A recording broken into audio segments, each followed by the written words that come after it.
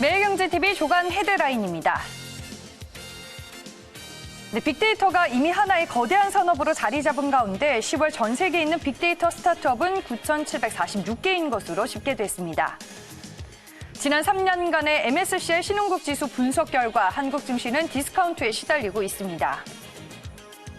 최근 4중 전회를 통해 당 내부에서 절대 권력을 재차 확인한 시진핑 중국 국가주석이 대외 개방 의지를 내비치고 있습니다. 1인당 탄소 배출량 1위 국가인 미국이 파리 기후변화 협약 탈퇴를 위한 공식 절차에 돌입했습니다. LS전선이 한국전력과 함께 꿈의 전력 케이블로 불리는 초전도 케이블을 세계 최초로 상용화했습니다.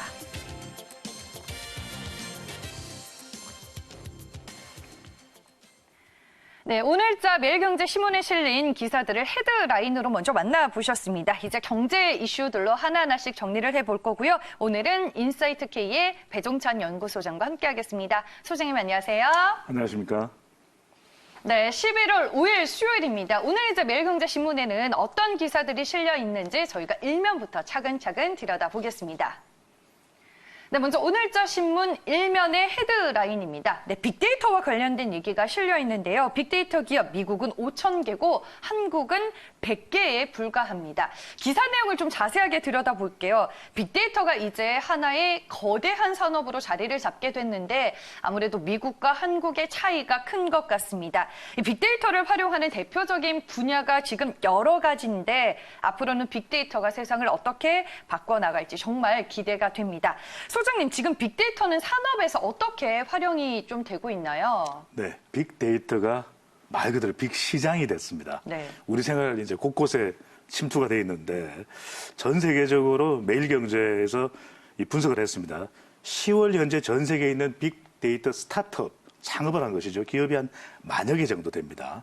10,000여 개 정도 되는데 이들 기업에 이 투자된 자금만 약 94조 원, 곧 이제 100조에 이르게 되겠죠. 근데 이 빅데이터 솔루션, 컨설팅 서비스 등으로 이제 빅데이터 시장에 뛰어든 이제 스타트업 기업인데 대기업에서도 그렇고 중소기업에서도 그렇고 이 각자의 사업 영역에서도 빅데이터를 또 간접적으로 이용을 하고 있어요. 그러니까 이런 기업들까지 합하면은 훨씬 더 숫자가 이제 많다고 볼 수 있는데 우리 생활 곳곳에 이 빅데이터가 침투되어 있습니다. 특히 이제 제조업, 어떻게 하면 더 효율적으로 제품을 생산할 수 있을까? 또 하나는 물류입니다. 그러니까 빅데이터 정보를 통해서 각 도로의 GPS 정보, 또 어디에 가장 또 원활하게 물류가 소통될 수 있는가, 창고의 지금 현재의 여유 공간 상황까지도 정보를 이 시시각각 전달받으면서 가장 효율적인 물류 시스템을 만들 수가 있는 것이고요.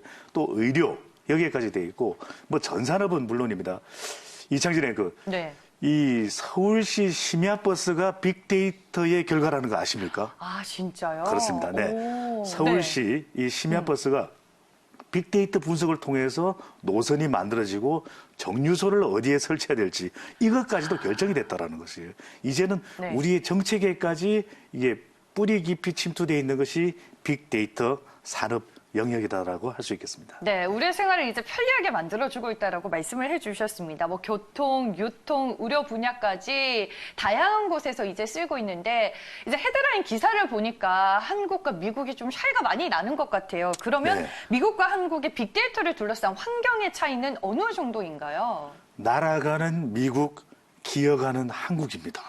이 IT 강국에 우리 그동안의 네. 이 자부심이 5점이네요. 네, 의문의 일패 이럴 때 이야기 나올 수 있는 부분인데 네. 마치 글로벌 지형하고 비슷합니다.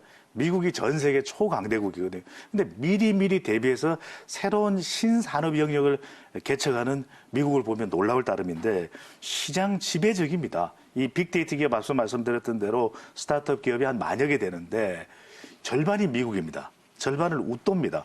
51.7%가 미국인데 반해서 우리는 겨우 애게게 한 100여 개 정도가 조금 넘습니다. 그러니까 미국이 무려 빅데이터 스타트업, 창업 기업이 우리보다도 50배 이상이에요. 아, 네.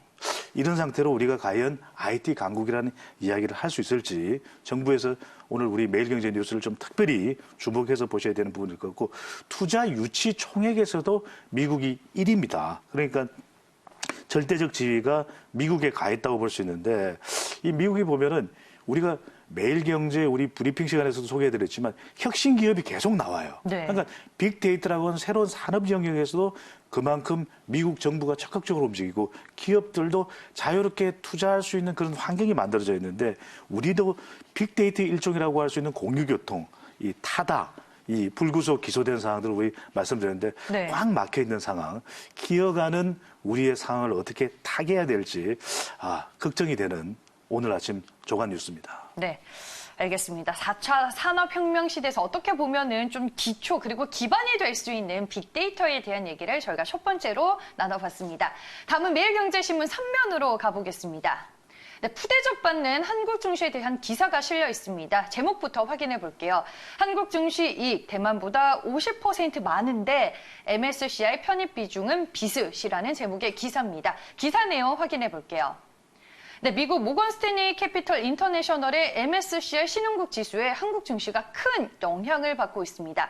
지금 MSCI 신흥국 지수를 추종하는 글로벌 자금 규모만 해도 1,740조 원에 달하고요. 이제 비중상으로 봤을 때 한국이 중국 다음인 2위를 차지하고 있습니다.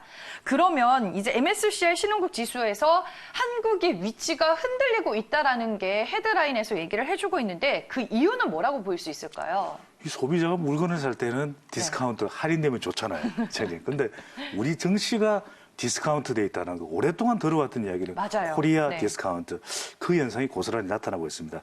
이 미국 모건 스탠리 캐피털 인터내셔널 MSCI 신흥국 지수죠. 이 이제 이머징 마켓인데 이 지수가 민간 회사 지수이긴 하지만 이 지수가 국제적으로 끼치는 이제 영향력을 볼 때는 각국 증시 이제 현 주소를 또 고스란히 볼 수 있는 지표 아니겠습니까? 네. 근데 왜 우리가 이런 대접을 받고 있느냐? 우리의 이 위치 상당히 불안정하기 때문으로 이제 풀이할 수가 있겠는데요. 일단 이 MSCI EM 이 지수에서 우리가 비중상으로 보면은 이 중국 다음이에요. 네. 그러니까 대만보다도 많고 인도보다도 많고 브라질보다도 많은데 그런데도 불구하고 수익성도 우리가 대만보다도 50%가 더 많습니다. 아니 뭐 우리가 또 이 국가 경쟁력도 사실 대만보다 더 낫다고 봐야 되잖아요. 국가 네. 경제력 규모도 큰데도 불구하고 그런데도 불구하고 이 수익 비중은 우리가 더 4.3%포인트 더 높은데 주당 순이익으로 봤을 때 이 인덱스의 편입 비중 그렇다면 당연히 우리가 생각할 때는 이렇게 수익 비중이 높은 한국의 증시가 더 많이 포함이 돼야 되는 게 당연히 보이잖아요. 그렇죠. 그런데 편입 비중을 보면 한국이 12.2%, 대만이 10.5%별 차이가 없을 것으로 예상되고 있다는 것이 바로 코리아 디스카운트의 현 주소가 되겠는데 이 상대적인 평가 절하라고 볼 수 있겠습니다. 그런데 이 상황이 왜 연출되고 있느냐? 우리의 증시 불안정성 때문입니다. 그러니까 MSCI EM 지수는 안정성을 그만큼 중요한 기준으로 삼고 있거든요. 그런데 우리가 지난 3년간 보면은 이 변동률 자체가 9.7%포인트 지난 3년간입니다. 네. 그런데 이 대만의 경우에는 1.7%포인트밖에 안 돼요. 그러니까 우리는 이렇게 덩락거렸던 반면에 대만은 굉장히 안정적이었다. 바로 이것 자체가 모건 스탠리가 판단했을 때는 대만과 한국의 경우에 거의 비슷한 수준으로 가져가는 우리가 이 정시의 불안정성 때문에 상대적으로 불이익을 당한 셈인 것이죠. 네. 알겠습니다. 이제 코리아 디스카운트와 함께 한국 증시가 가지고 있는 취약점에 대해서 얘기를 해주셨는데 그 외에도 한국 증시가 글로벌 금융시장에서 가지고 있는 문제점들은 어떤 것들이 더 있을까요? 네, 오늘 브리핑 좀 잘 들어주셔야 될 것 같은데 네. 매일경제에서 굉장히 심도 높은 분석을 했습니다. 첫 번째는 편중성이에요. 우리가 한국 증시 편중성 이야기하면 삼성전자, SK 하이닉스까지 포함하면 더 많이 편중이 되어 있는 것이거든요. 특정 종목의 특정 기업의 주식에 너무 많이 편중되어 있다는 바로 편중성입니다. 그러니까 좀 더 다양해야 되는데 우리가 다양성이 경쟁력이거든요. 증시에서는. 근데 지나치게 삼성전자에 또 편중되어 있는 우리의 네. 주식 상황 이 부분이 문제가 되죠. 또 하나는 정체성입니다. 앞서도 말씀드렸지만 미국의 경우에는 끊임없이 혁신 기업이 나오는데 우리는 삼성전자와 같은 우량 기업이 나왔다가 이제는 더 이상 추가가 안 되거든요. 더 이상 나오지 않는 우리 이 증시의 상황 이것 자체가 글로벌 기업이 계속 나오는 미국의 경쟁력 또 한국의 경쟁력과는 너무나도 차이가 나는 것이죠. 그러다 보니까 이런 정체성 또 하나는 변동성입니다. 이 코스닥을 좌지우지하는 것이 바로 바이오주인데 최근에 이 편출입니다. 편입이 되는 것이 아니라 오히려 빼내겠다. 라고 하는 기업이 이 바이오주인 업앤다운이 너무 심했기 때문인데 그게 바로 신라젠과 네. 셀트리온이거든요. 그러다 보니까 이 관련된 대부분 주식들이 바이오주에 집중이 되는 이 극심한 업앤다운이 역시 모건 스탠리로 봤을 때는 변동성이 크다, 불안정성이 크다라는 것이겠죠. 바로 이 대목이 우리가 이 평가절하 코리아 디스카운트의 원인이라고 할 수 있겠습니다. 네, 뭐 삼성전자에 편중이 되어 있고 혁신성이 없는 한국 증시 그리고 여기에 또 변동성까지 가지고 있는 국내 증시의 고질성에 대해서 여러 가지를 짚어주셨습니다. 네, 다음 기사로 이어가 보겠습니다. 매일경제 조간 브리핑 함께하고 계시는데요. 이번에는 매일경제신문 12면 국제면에 실린 기사로 얘기를 나눠보겠습니다. 제목은 시진핑 중국 시장 더 개방, 미국과 민의들 서명 앞두고 우군 확보라는 제목의 기사입니다. 네, 기사 내용을 보도록 할게요. 시진핑 중국 국가주석이 대외 개방 의지와 차이나머니의 힘을 한껏 과시하고 있습니다. 시진핑 중국 국가주석이 전일 또 상하이에서 열린 제2회 국제수입 박람회 개막식에서 중국 경제가 더 발전할 것이라면서 대외 개방 확대에 대한 강한 의지를 내비쳤습니다. 4중 전일 이후로 또 중국 측에서 적지 않은 변화의 기류들이 감지가 되고 있는데 시진핑 중국 국가주석을 중심으로 중국의 대외 횡보 어떻게 좀 달라지고 있나요? 네, 사중전의 이후에 이 시진핑 주석의 모습은 그대로 이 중국의 자신감 뿜뿜이라고 말씀드릴 수 있는데 네. 이제 대외 개방을 확대한다는 이야기가 나오기 때문에 여기서 우리가 포인트를 잡을 수 있는 부분은 우리가 중국과 거래하는 기업들 또 중국을 수출 무대로 하고 있는 뭐 중간 우리가 부품 소재도 있습니다. 과연 어떤 혜택이 돌아올지 이 부분도 좀 집중적으로 살펴볼 부분이 있겠는데 자신감이 상당히 이 신장되는 그런 모습을 보이고 있습니다. 시진핑 주석. 그래서 이 수입 박람회 이게 중국이 이제 상하이에서 수입 박람회를 하는데 무려 150개국이 참여했습니다. 네. 상당히 많은 국가가 참여를 한 것도 놀라운데 여기서 이제는 이 시진핑 주석이 자유무역 수호자 그러니까 정확히 2017년 전반 다보스 포럼대로 돌아가는 것입니다. 당시만 보면은 트럼프 대통령 당선자였죠. 트럼프 대통령 당선자는 보호무역으로 가겠다라고 이야기를 하고 있는데 오히려 시진핑 주석은 나는 자유무역의 수호자가 되겠다. 그때와 비슷한 상황으로 지금 돌아가고 있는 네. 모습일 정도인데 발빠른 행보를 보여주고 있습니다. 그러다 보니까 이번에 참여를 했던 지금 화면에도 나오는데 이 마크롱 대통령과 아주 그 친밀한 모습도 강조를 하고 있고요. 또 한편으로는 이탈리아, 그리스 이 지도자들을 주빈으로 이 자격을 부여를 했거든요. 주빈국으로. 그렇게 함으로써 어떤 형태냐면 미국을 또 우회적으로 견제하는 모습입니다. 미국 일변도의 외교 관계가 아니라 이제는 프랑스, 이탈리아, 또 그리스 등까지 앞에서 유럽이죠. 유럽을 껴안겠다라고 하는 시진핑 주석의 행보를 볼 수 있는데 이제 보호무역을 표방하고 있는 트럼프 대통령과는 또 반대의 이미지, 이 각을 세우면서 시진핑은 자유무역 수호자다. 또 다른 전 세계의 하나의 쭉 G2의 이 위상을 보여준다고 볼 수 있는데 대개방 의지도 확고하고요. 그다음에 이른바 차이나머리인데 홍색 자본, 물결을 얼마나 강렬한지를 또 보여주고 있습니다. 네, 미국이 보호무역주의를 그리고 중국이 자유무역주의를 어떻게 보면 좀 아이러니한 부분이 있다는 생각이 참 네. 드는데 지금 중국도 1단계 무역합의 서명 의지를 내비치고는 있습니다. 하지만 뭐 미국과 중국 모두 서로를 여전히 견제하는 듯한데 현재 중국 측의 입장은 어떤가요? 그러니까 이제 서명 합의가 될 가능성이 상당히 높아요. 네. 왜냐하면 계속해서 또 미국의 눈치를 보고 있는 것이 이 시진핑 주석입니다.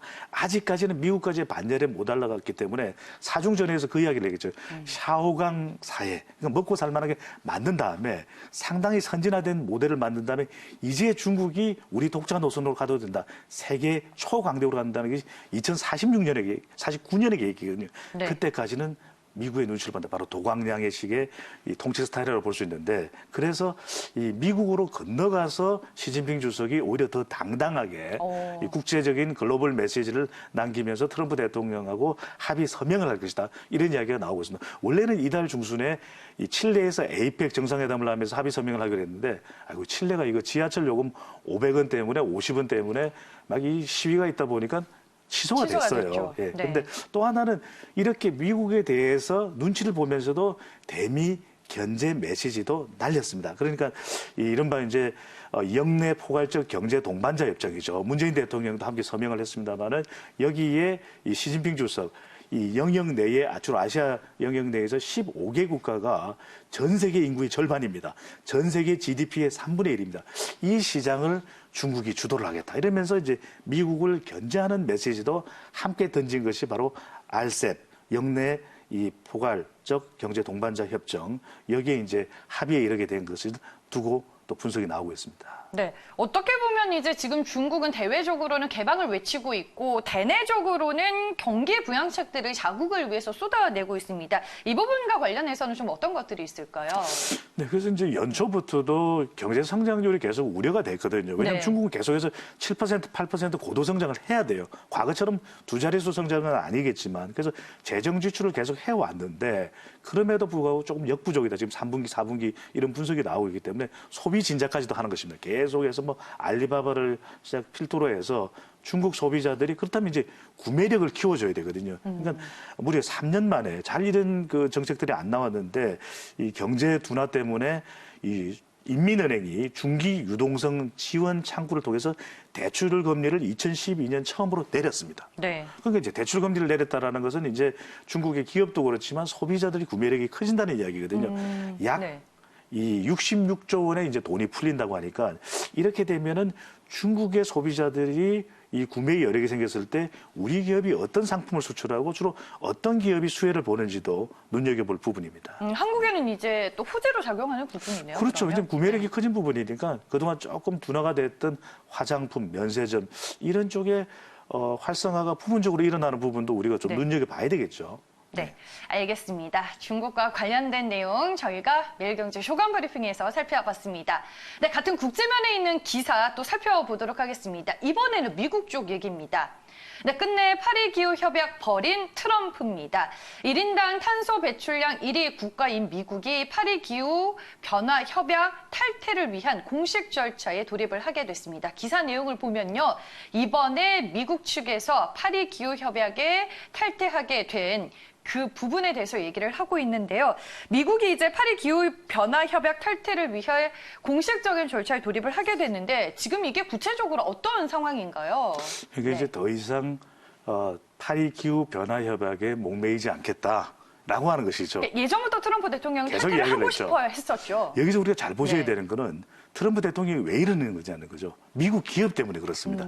이 기후 협약 때문에 이 규약에 얽매이게 되면 미국 기업들이 타격을 받을 수밖에 없거든요. 왜냐하면 탄소 배출 1위 국가가 미국입니다. 그러니까 여전히 석탄 산업, 에너지 산업에는 영향을 줄 수밖에 없거든요. 그러다 보니까 미국이 트럼프 대통령은 바로 내 코가 석자, 내년이면 재선입니다. 이 대통령이 다시 당선되느냐 마느냐가 중요하기 때문에 다시 2017년 상으로 돌아가는 거죠. 당시 트럼프 노믹스를 보면은 네. 자, 법인세를 인하했어요. 그 다음에 또 인프라를 하겠다. 이게 잘 안 되고 있는 거예요. 그러다 보니까 마지막으로는 뭐냐?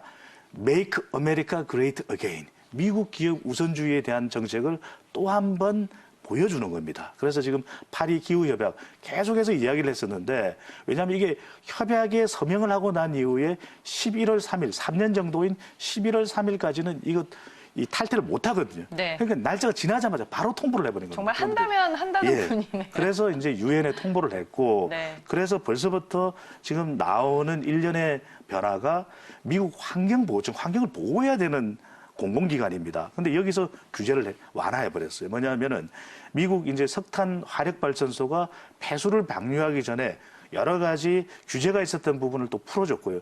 미국 전역에 이 석탄재 폐기장이 400곳 이상 되는데 이 파리 기후 협약에 따르면 이거 빨리 정리를 해야 되는데 이것도 유예 기간을 더 늘려준 겁니다. 네. 아니 친기업 성향으로 정말 끝장을 보는 트럼프 대통령인데 문제는 세계에서 온실가스를 두 번째로 많이 배출하는 나라가 이 미국입니다. 미국이 파리 기후 변화 협약에서 이제 탈퇴를 하게 되면 전 세계에는 또 어떤 영향을 미치게 될까요? 네, 이창진 앵커께서 잘 지적을 해주셨는데 1인당 탄소 배출량은 1위고요. 전체 양은 말씀하신 대로 2위가 됐는데 이렇게 되면 이 전 세계의 온실가스 배출 노력에 차질이 빚어질 수밖에 없는데 미국이 이러다 보면 눈치 보고 있었던 국가들이 그럼 우리도 안 해. 이렇게 그러니까요. 되거든요. 네. 이 국가들이 어디냐. 인구가 많은 국가들입니다. 골치가 아프거든요. 중국과 인도입니다. 우리도 그러면 파리 기후 협약 좀 고민해 볼 거야. 근데 이렇게 되면 이 세 개 국가, 미국, 중국, 인도가 인구가 합하면 무려 30억 가까이 됩니다. 네. 그러니까 이러다 보니까 파리 기후 협약이 물 건너가는 것 아니냐라는 이야기가 나오는데 여기서 우리가 눈여겨볼 부분은 파리 기후 협약이 지지부진해질 때 에너지 관련 산업들에게는 어떤 영향이 가느냐, 자동차 산업에는 어떤 영향이 가느냐. 이게 왜냐하면 이러다 보니까 우리가 전기차가 상당히 유망했는데 그럼 네. 좀 더 시간을 두고 볼까 이렇게 될 수 있는 부분이거든요. 이런 부분들을 좀 눈여겨보실 필요가 있습니다. 네, 알겠습니다. 국제면에 있는 미국 얘기로 저희가 얘기를 나누어 봤습니다. 매일경제 조간 브리핑 마지막 기사입니다. 11월 5일자 매일경제신문 19면의 내용 살펴보겠습니다. 네, 기업에 대한 얘기입니다. 제목을 보시면 LS전선 꿈의 케이블 세계 첫 상용화입니다. 기사 내용 정리를 해볼게요. LS전선이 한국전력과 함께 꿈의 전력 케이블로 불리는 초전도 케이블을 세계 최초로 상용화했습니다. 이 전선업계 세계 최초로 일군 성과여서 이제 의미가 크다라고 볼 수 있을 텐데요. 그렇다면은 LS전선이 세계 최초로 이제 상용화한 초전도 케이블, 어떤 케이블을 얘기하는 건가요? 이건 뭐 정말 개인적인 의견인데 LS전선 예쁘다는 이야기를 해주고 싶네요. 왜냐하면 잘하는 기업은 우리가 칭찬 격려해 줄 수밖에 없어요. 맞아요. 제일 중요한 게요. 네. 주목해야 되는 것이 세계 최초 이 타이틀이 중요하잖아요. 상용화. 네. 이것이 중요합니다. 기술 보국이라는 이야기를 우리가 계속할 수밖에 없는데 LS전선이 한국전력, 한전과 또 그 공동으로 이제 개발을 한 것이 꿈의 전력이라고 하는 케이블입니다. 네. 바로 이것을 개발했는데 전 세계 최초 상용화가 중요한 거예요. 이게 초전도 케이블이 뭐냐면 초전도입니다. 그러니까 기존 케이블보다 아주 낮은 전압으로 이 전력을 10배 가까이나 보낼 수 있는 것입니다. 얼마나 효율적입니까? 그러니까 아주 낮은 온도에서도 이 보낼 수 있는 이 기술을 이용했기 때문에 이 전기의 손실량이 거의 없습니다. 우리가 구리선으로 가게 되면 전기 이 손실 자체가 전력 손실이 몇 % 일어나거든요. 비용 절감 이런 효과도 있겠네요. 거의 없다라는 거예요. 이건 아주 탁월한 개발입니다. 기발한 그런 개발일 수 있는데 네. 이 초전도 이 케이블은 또 별도 변압기도 필요가 없습니다. 그대로 보낼 수가 있는 거죠. 그래서 변전소 면적도 10분의 1로 만들 수 있기 때문에 그만큼 큰 장점, 큰 호재라고 할 수 있겠습니다. 네. 그렇다면 LS전선이 그동안의 행보는 어땠는지 또 앞으로 기대가 되는 부분은 어떤 것들이 있을까요? 기술 투자가 얼마나 중요하냐면요. 네. 이렇게 전 세계의 최초의 기술을 상용화한 거 아니겠습니까? 그만큼 그동안에는 우리가 일본 또 독일보다 뒤처진 거 아닌데 이제는 어깨를 나란히 하고 그 이상으로 갈 수 있는 수준이 된 겁니다. 한국이 이 초전도 케이블에서 이제는 주도권을 가지게 됐다. 근데 이 시장 규모가 어느 정도냐면 앞으로 5년 내에 1조 원 이상이 된다라는 거예요. 네. 그러니까 시장이 계속 커지는 우리가 빅데이터 시장도 빅 시장이라는 말씀을 드렸지만 우리가 갖추어야 될 기업 경쟁력은 기술력입니다. 투자를 할 때도 우리가 가장 먼저 눈여겨볼 수 있는 부분이 이게 세계 최초 기술이냐 또는 신기술이냐 또 사업의 영역을 다각화하고 있는 것이냐 볼 수 있는데 그냥 기존 전통적인 전선 생산에 그치지 않고 새로운 신기술, 핵심 기술 보유로 이제는 일본, 유럽을 넘어서게 됐다라고 하는 것. 근데 여기에 그치지 않고 이제 또 LS전선은 이 초전도 케이블 기술이 또 이 친환경 기술이기도 하거든요. 그렇다면 이걸 네. 파생적으로 해서 계속해서 새로운 기술들이 나올 수 있다라고 하는 점. 우리가 다른 게 4차 산업이 아니라 다른 이 유럽 또는 미국 시장에 비교를 해서 미국 기업과 비교를 해서 새로운 기술을 만들어내고 이것을 상용화하는 단계까지 갔다라는 것. 바로 이것이야말로 신기술, 핵심 기술, 우리 증시를 살찌게 하는 뭐 쌀과 같은 그런 존재라고 할 수 있겠습니다. 네, 전 세계에서 이제 앞서 나가는 기술 개발을 가지고 있는 게 무엇보다 강한 장점이 될 수 있다라고 또 얘기를 해주셨습니다. 네, 이렇게 해서 매일경제 조간 브리핑 5번째 기사까지 저희가 모두 정리를 해봤습니다. 오늘 시장 투자하실 때 도움이 될 만한 팁들 잘 기억해 보시길 바라겠습니다. 오늘은 인사이트 K의 배종찬 연구소장과 함께했습니다. 오늘 말씀 잘 들었습니다. 감사합니다.